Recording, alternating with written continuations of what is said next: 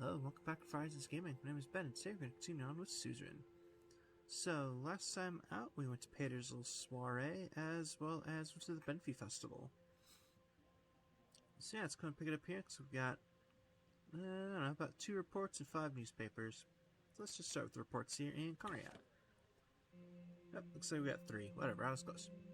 Alright, United Canton access to Conriat Base. Preparations begin in Conriat Naval Base to expand the port and restructure the security of the naval base in order to welcome United Canton ships in the short future. Canton security and logistics professionals have already been welcomed to the base to work with Sword's officials. Cool. Alright, from Whole Sword, positive presidential approval rating. A new approval rating poll has shown that we've landed above a 50% presidential approval rating. Our administration's good performance has been confirmed with the diverse poll taken by 1,000 respondents from all regions of Swordland. Fantastic, that's helpful. Alright, and from Lockhaven, Economic Report. The Ministry of Statistics, along with the Ministry of Economy and the Central Bank, have delivered a preliminary economic status report detailing that the recession is deepening and the financial system is headed towards potential collapse if we don't take serious action. Minister Hull said that the situation was dangerous. Cool. Well, I'd like to get as close to the brink as possible without collapsing, so let's see if I can actually manage that. Alright, and from the newspapers here, let's see, we got Whole Sword Post. Workers at Crossroads, Millennivism versus Sarcasm Capitalism. As foreign ideologies continue to permeate our borders, Swordland's workers stand at a crossroads between Millennialist collectivism and Arcasian capitalism. Both approaches present their own unique challenges to our traditional values and working class ethos. As Swordland carves its own path, it is crucial that our strategy centers on protecting our workers and promoting domestic industry. Striking a balance between economic progress and safeguarding the dignity of labor is a crucial task that lies ahead of us. Cool. Alright, from The Economist, Skilled Immigration, a Catalyst for Economic Growth. As Swordland navigates its economic future, attracting top talent from abroad could be the key to sustained growth. A recent study revealed that skilled immigrants contribute significantly to innovation, job creation, and overall economic development. Moreover, these talented individuals boost competitiveness, often filling roles in sectors facing a domestic skills shortage. However, it is essential to balance this approach in investing in domestic education training programs, thereby equipping homegrown talent to compete on an equal footing. That's certainly true enough. Alright, Lockhaven Times. First Lady steps up. Benfey Festival is now in full motion, and the festival goers are enjoying the many attractions set up. However, this year's Benfey Festival started eventfully. Mayor Less's opening speech was interrupted by the First Lady Monica, who stood up to the remarks made by the mayor after he declared the festival activities perversions. The crowd absolutely loved the response from the First Lady, leaving the mayor embarrassed. Yeah, he's an old douchebag. Alright, we got 2 here from Geopolitico. ATS stability rocked by Kinal's potential departure. Rumblings from Kinal suggest an intention to abandon their ATO membership, reverting back to an observer status. Such a move could cause a significant shift in regional power dynamics and alliances, threatening the stability of the ATO. The potential exit of Kinal not only poses questions about the unity and effectiveness of the organization, but also invites speculation about the wider geopolitical implications. As the potential exit looms, global observers are closely monitoring the developments, bracing for the ripple effects this decision might have. Alright, that's new and interesting. And this one looks pretty new as well. The hidden costs of CSP-funded revolutions. While CSP-funded revolutions may promise progress, recent data reveals a more concerning picture. Countries experiencing such upheavals witness, on average, a 15% drop in GDP within the first 2 years. Moreover, 60% of these nations falsely record a spike in civil unrest incidents. The reality often includes destabilization and significant setbacks in national development, further exacerbated by the resultant socioeconomic upheaval and the potential erosion of political stability.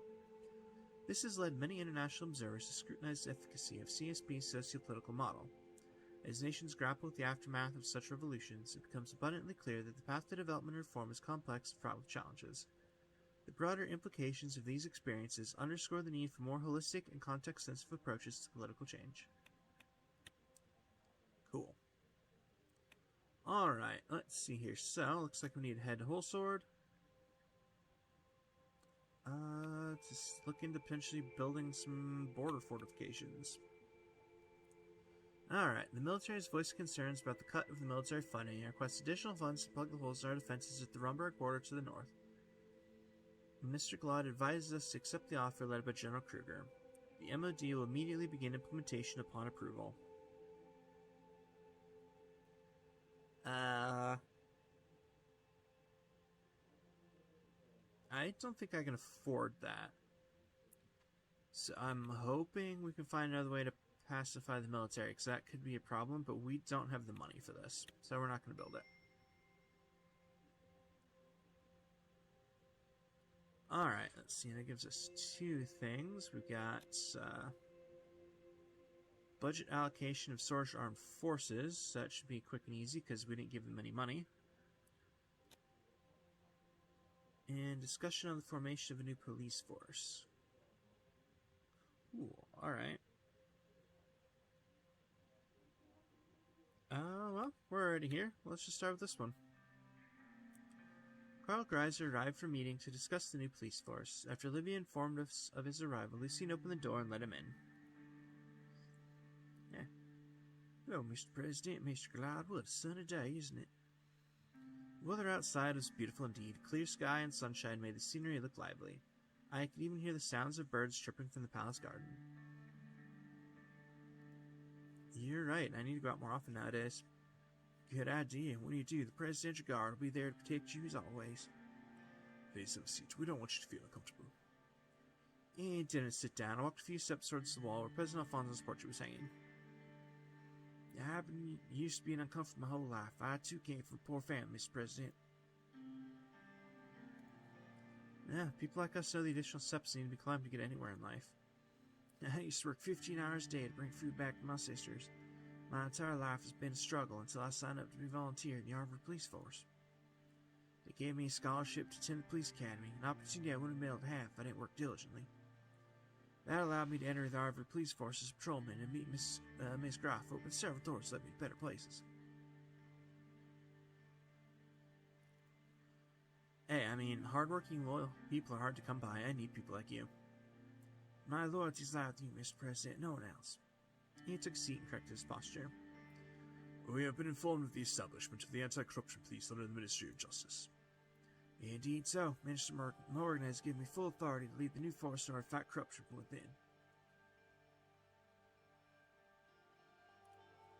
Well, congratulations. I hope we'll be close partners in fighting this corruption.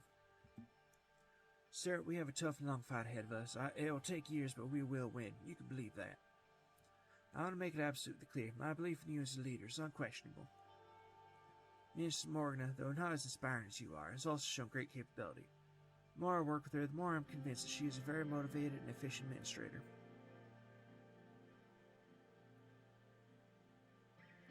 She takes her work personally, and motivations to fight corruption are real. Thanks to the resource diversion to her ministry, those objectives cannot be met. Justice will indeed be served. Karl leaned closer and lowered his voice ever so slightly. There are elements within our state that have ulterior motives. Elaborate, please. May I speak frankly, sir? Sure, you're among friends. There are some very powerful deep state forces inside the administration. Our investigation has just begun, but certain links we've discovered are troubling. Mr. Hawker has financial and other ties to certain figures. He's a dangerous man.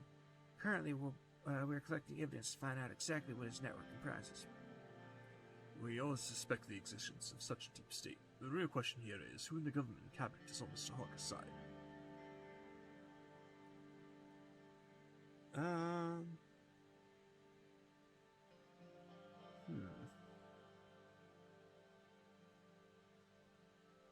Let's see here. Mr. Hawker would be...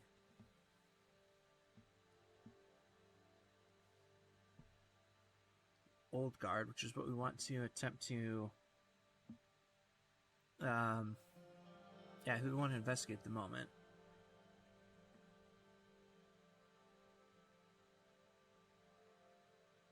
So I guess this one? I guess Mr. Morgan is on our side on this. She really wants to tackle corruption inside. Yeah, she does. Despite constantly encountering resistance in the ministry and other institutions, Morgan is poking around where she isn't wanted. The most important subject here is the Old Guard establishment. They pose a direct threat to us. Once enough evidence is gathered, we should be able to begin corruption charges if we want to. Hawker, Heron, and the cronies in the Supreme Court won't be able to be prosecuted unless the Assembly agrees to in our new constitution. It won't be possible to get them if we fail to pass reforms or if we have low political support in the Assembly, but it is too early to tell. Yeah, besides then, there are other elements we're aware of. The oligarchs seem to have some people on the inside as well. We have received some unconfirmed reports that Mr. Tusk have bought people in the administration. And they seem to be evading taxes through bribery and exploiting the gray areas in our laws. Our investigators in Estor and Arbo have also found some suspicious financial activity from some of their corporations. If their tax returns were to be made public, it would help us track irregularities in their filings.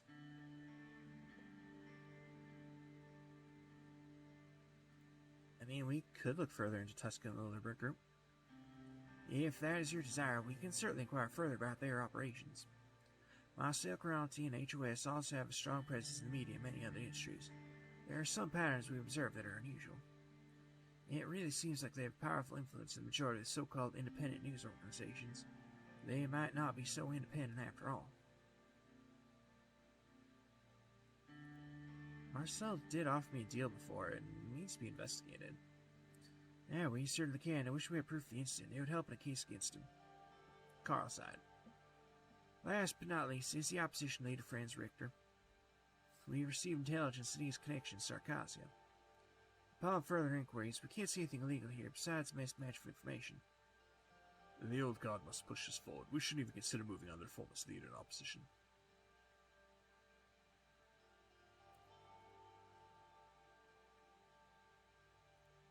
Franz Richter's our ally. We shouldn't move against him.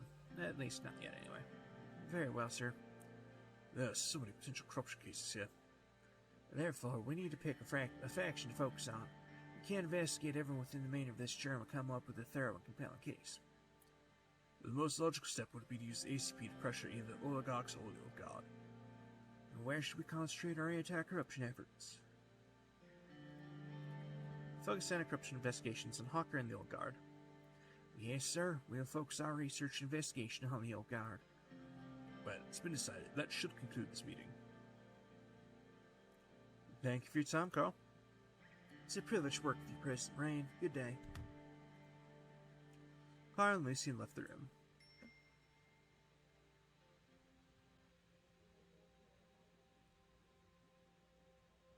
Fantastic. Okay. Let's see. So we have one newspaper, apparently. From the Holsworth Post, Anti-Corruption Police Force formed. A special police department has been formed to fight corruption within the state, businesses, and the police itself. The new anti-corruption force, Anti-Corruption Police, AKP, will be serving its duties under the Justice Ministry of Sortland.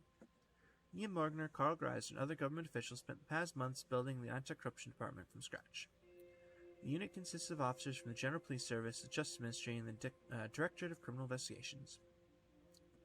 We're ready, said Karl Greiser, the newly appointed chief of the Anti-Corruption Police. We are already conducting a crackdown on corruption within our state institutions. Our officers are working on the intelligence reports, Greiser said. Cool. Alright. Let's see. There you are. Alright. Let's head to Suzerain for a budget allocation of Swordfish Armed Forces. Like I said, we slash their funding, so this is probably going to be quick and just a lot of yelling. Alright, to determine the current situation in the military and spending policy, we held a meeting in the White Room. Peter, Falcon, and Joseph were seated. General Falcon, Mr. Lancia, let's start with the briefing. Very well, Mr. Vice President. We have prepared a briefing to convey further details about the current situation of our military. First off, we've received an updated communication from the United Canton Military Command. Despite my very vocal disagreement with the plan, their warships are approaching Conrad Naval Base as we speak. Canton warships and Conrads. I thought I would never see the day. We're keeping them under close surveillance. A single wrong move and we will... we'll keep you updated.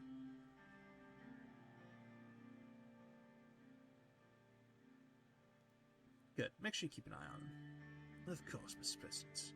Now, let's move on to our military. Which branch would you like to know about? Oh, what's the situation for our army? According to the latest reports from Camp Strongman, currently we field 6 armies totaling up to approximately 400,000 active troops. Which is a good amount. The real issue we're having is the quality, not quantity. What's our current equipment status? Our army is quite outdated by today's military standards. Most of our equipment is 2 decades old. To make up for a lack of modern military equipment, we resort to large number of soldiers, which is not really a long-term solution. I have been trying hard to reduce the negative effects of this program. We don't need a modernization program. A standardized purchase of lacking equipment would do. We need more funding towards expanding the military size, otherwise our army will be seen as weak. Where exactly is the army deployed at right now? The First Army stationed at the Lesbian Valen borders to protect the way into the central regions of Sorland. The Second Army, our largest force, has been situated by the Rumbek border. The Second Army is a large mountain commander force and is the most adequately equipped army to face Rumbek. The Third Army is near the Agnolian border and the coastal areas facing Falksund. Due to our bitter past, our coastal defense force is always alert. The decimation of our fleet is still not forgotten. How do we compare to other armies? Rumbek fields about 6 armies amounting to 1 million soldiers. Lesbia fields 5 armies which amount to 800,000 soldiers. Falksund field 1 army of about 140,000. Valen fields an army amounting to 100,000 soldiers, and Agnoli fields 2 armies with a total of 200,000 soldiers. The sheer size of Rumbek's armies, because of their forced conscription laws, they were able to afford such a large force due to their massive gold reserves, which significantly came from Rizzi over the past decades. On the other hand, the Lesbian army's most advanced will be the Voxanian army. Both these countries put lots of money in modernizing their military. Cool. Alright, well, I'm curious about another branch. Very well. Let's talk about our navy. Our navy currently constitutes 59 vessels, with a total of 60,000 sailors and support staff. As you know, these ships are commanded from our main naval base in Connacht, where our flagship S.N. Arena is docked. How does our navy compare to others? Our navy is dwarfed by the size of the Vaxanian navy, which is 194 ships, and the Agnolian navy that is 81. We only surpass the Lesbian in terms of our navy, as they have less than 30 ships. As you see, the situation is dire, but the solution is not just more ships. To make a truly better navy, we need to equip our ships with modern radar and sonar systems. More outdated ships wouldn't mean much. Cool. What seas do our navy currently patrol?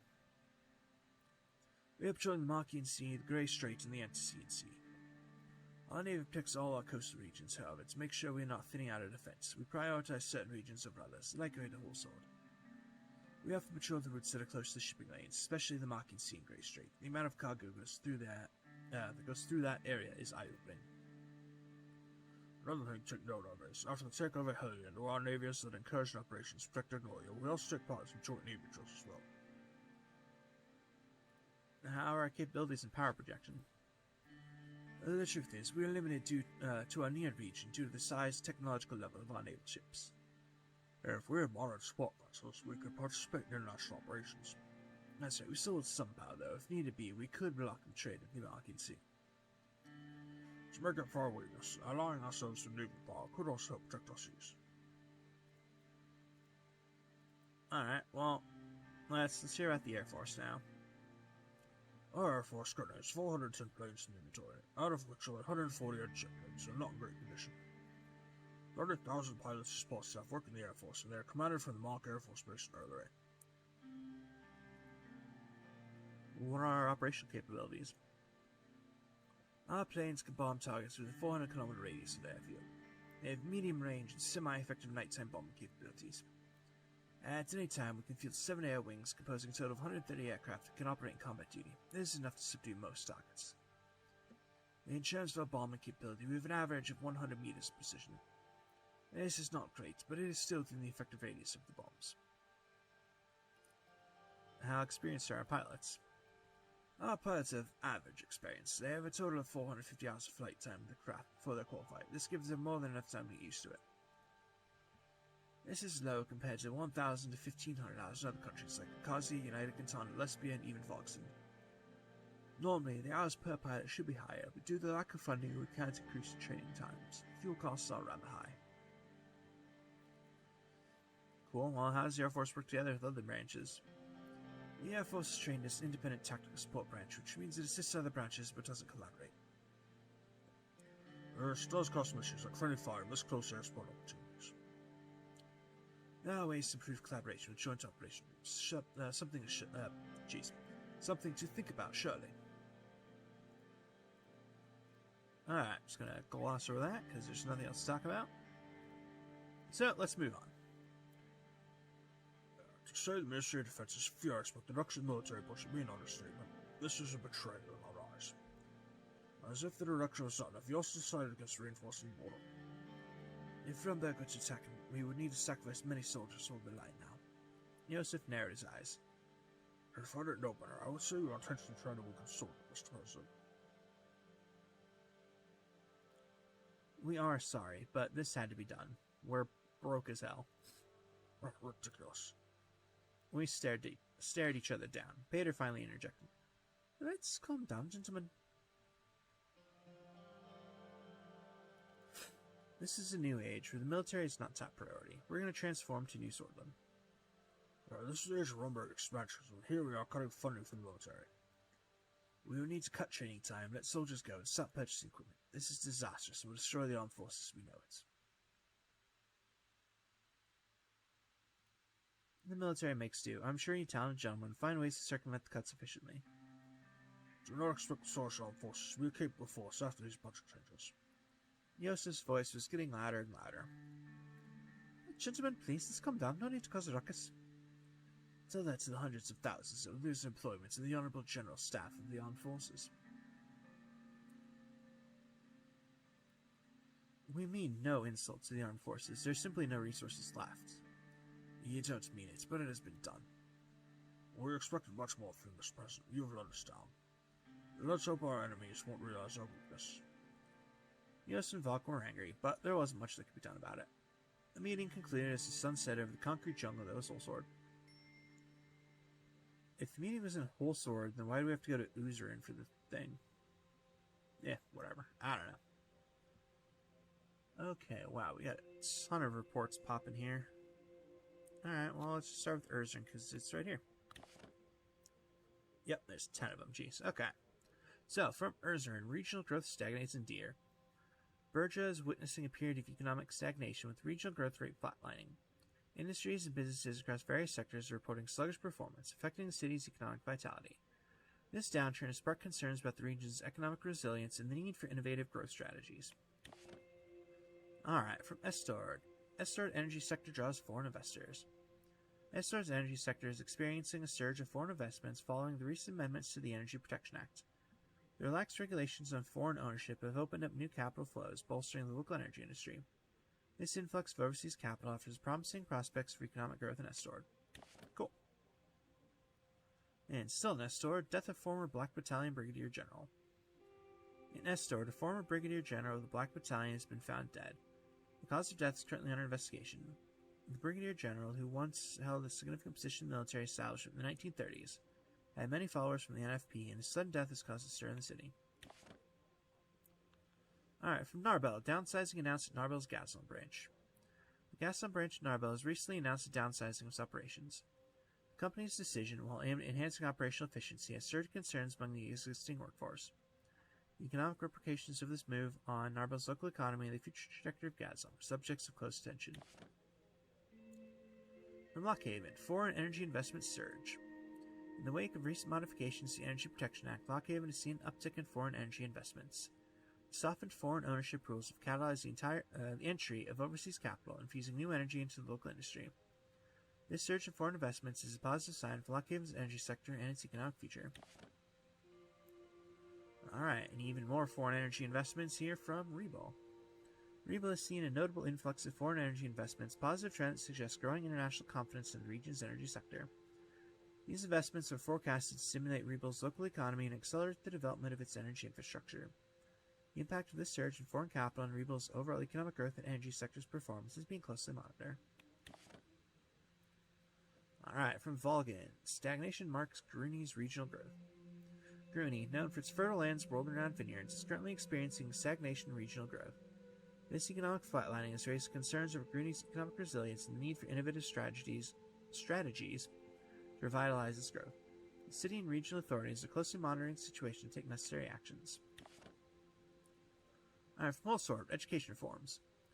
The Ministry of Education is reporting that the massive overhaul to the education system is progressing very well. All schools in Swordland will collaborate in the reduction of hours taught in citizenship, socialism, and nationalism subjects. Significant efforts are being made to lessen the political indoctrination in education. Other changes are also happening in the curriculum. Pedagogical improvements like improved teacher-student relations and the emphasis on critical thinking development have begun all across the entire country. Minister Walder reports solid progress on many fronts, with few schools delaying the transformation on political grounds. Fantastic. Alright, from Suzerain, protests against Governor Braun's security policies. An exceptionally large protest has taken place in Suzerain, as well as several others in Berja, indicating an increase in general unrest against the special zone and the governor's security policies targeting the Blutish Freedom Front. The governor has authorized widespread surveillance of Blutish individuals, which has created a climate of fear and mistrust in the community. The Blutish people are demanding that their civil liberties and human rights be respected, and that they are not unfairly targeted based on their ethnicity or perceived political affiliations. Won't argue that. Alright, from the ATO. ATO embraces the new paradigm. PMC is legitimized. The ATO, responding to the evolving dynamics of global security, has extended official recognition and legitimacy not only to Cerberus International and Palantir Security Solutions, but to all private military companies. This decision marks a significant policy shift, acknowledging PMCs as instrumental to the future security strategy of the ATO member states. Private militaries now stand firmly in the global arena with the ATO's full endorsement, augmenting existing military resources and providing a new layer of strategic capabilities against potential challenges, most notably from the CSP. The sanctioning of PMC activities has consequently reshaped the operational dynamics of these organizations, amplifying the roles of international security and conflict resolution. With this newfound recognition, PMCs are poised to operate within the mainstream security framework, demonstrating the ATO's adaptable, forward-thinking approach to defense policy. The shift reflects a broader strategy to maintain the competitive edge in the increasingly complex landscape of global security. Fantastic. Okay, we got 4 newspapers here.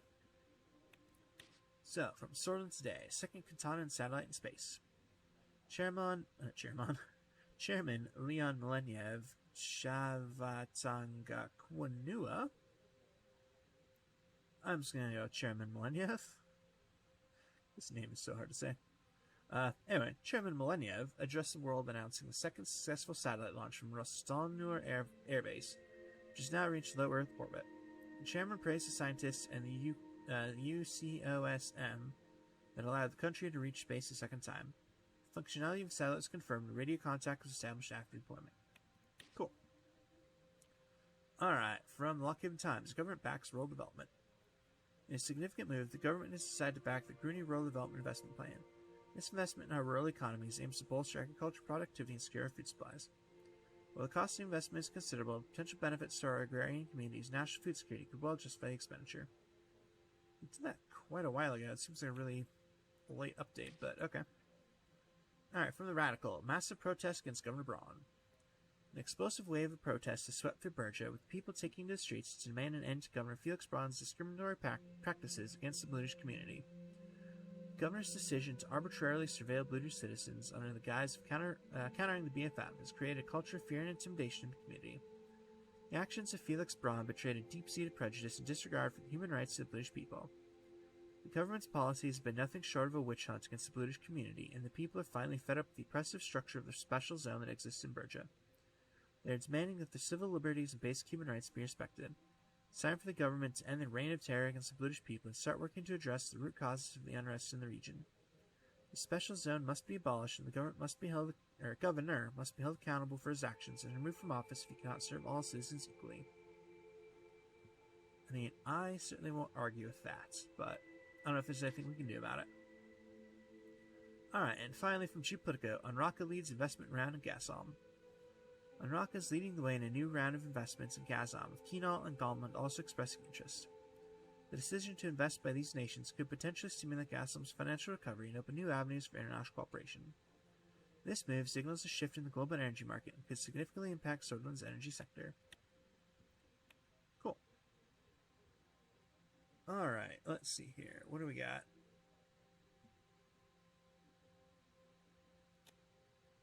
Okay, so we have trade talks with the Prime Minister of Agnolia, as well as trade talks with the President of Valen. Let's see, but we're like right at half an hour, so I think we're going to save those two for next time. So yeah, as always, thank you very much for watching, and I hope to see y'all next time.